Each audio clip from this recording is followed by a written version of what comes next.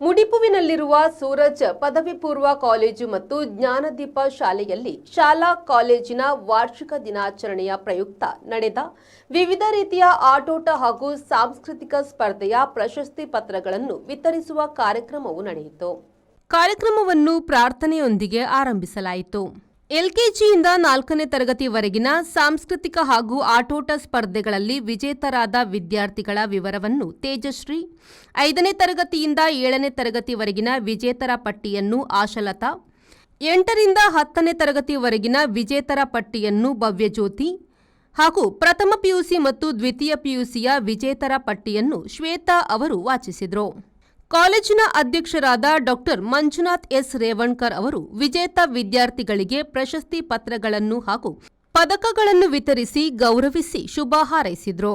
ಈ ಸಂದರ್ಭ ಕಾಲೇಜಿನ ಪ್ರಾಂಶುಪಾಲರಾದ ರಕ್ಷಿತ್ ಕುಲಾಲ್ ಅವರು ಉಪಸ್ಥಿತರಿದ್ದರು.